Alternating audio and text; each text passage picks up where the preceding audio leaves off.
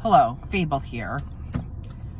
I am going to the Uncle Kracker, I don't know, not Led Zeppelin, Leonard Skinner,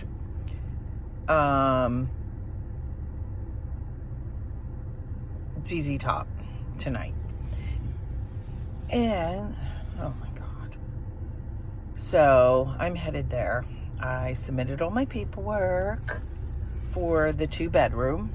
So I'm hopefully, they said 24 to 48 hours you will hear. So hopefully the next video after this I make will be the one saying I've been approved, thinking positive. My friend tells me, oh my God, sorry. It's supposed to be raining for the concert. But, of course, it's not. Thank goodness we have lawn.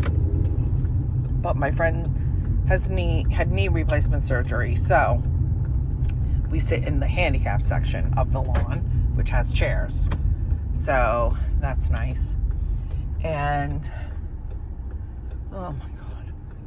Traffic. I went by my job. I did a couple of things in the office because I had to scan my documents, well, I should say my pay and my alimony. And I don't think I'm going to make this light because this guy is, holy shit, this guy just ran the red light. So, Uncle Kracker was Frank's song, and not mine. And Drift Away, Uncle Kracker, Drift Away by Uncle Kracker. And also, my ringtone for Frank. And this guy is wondering, who the fuck is this woman talking to? I could be talking on the phone for all the fuck he knows. So, this is going to be a little emotional for me, but it's making me reflect. Like, I loved Frank with all my heart. But Frank was very jealous of other men. He was jealous just of anything. I think he felt threatened. He had a lot of, I found out, emotional issues from his childhood. The way he was raised by his stepfather, who was not a very nice man to him. And he wanted to be with me 24/7. And I kind of, towards the end, was like, you need to give me some space.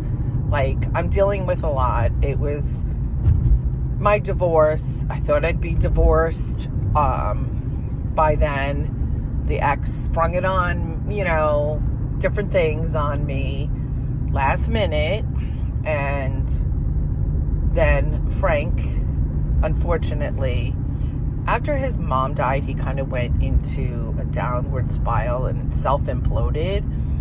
And I couldn't understand it. But after he passed away, I understood it more.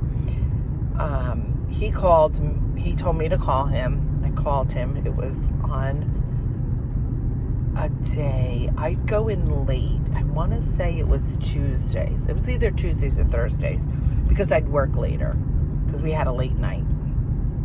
And when I called him, he's like, I can't do this anymore, and that, oh no, it was a Wednesday. I remember because Tuesday he was on the phone with like a crisis hotline. When he was in the hospital before that, he kept running to the hospital. And in going to, Frank took his own life. In going to Survivors of Suicide group afterwards, there was a man in there that his wife was doing the same thing. She kept saying, oh, I'm in so much pain, and having him take her to the ER. And they say emotional pain, they transfer it to physical pain. And they really believe they feel this pain. So that was Frank, and I begged them not to let him out because I said, something's going on here. Like, I didn't know what. And they had someone come talk to him, and they're like, oh, he's not a threat. He's not going to do anything. Learning after going to the Survivors of Suicide support group, which was extremely helpful to me, very helpful, you know, talking to other people. And not everybody had the same issues as Frank. Some had, you know, were bipolar, schizophrenic, and some, you know, like Frank, abused. And that's in question. I don't know. Like, he told me he was abused by his stepfather. After his passing, I heard from his sister, his father's daughter, so half-sister, that he was chained in the basement. He was, you know, went days without food. His stepfather beat him and evidently abused him sexually. I don't know this to be true. I'm just going on what people told me. And he really, it was horrible. I can't imagine living that way. His father died, his biological father died when he was 3 months old. He found out he had cancer when his mother was pregnant with him. And he died 3 months after. So sad he didn't get to know his father, because his father seemed like he was a really great guy. From what I heard, of course, not knowing him personally. But going through all this was I felt a lot of guilt, and everybody in the group, like, that said they went through that too. The guilt, feeling the guilt, and I actually is thinking about going back soon, but I'm having a hard time, I think, meeting someone, because Frank genuinely loved me. He showed that. He proved that to me. I think that's part of his jealousy and want to be with me, because he did not want to lose me, and he said that.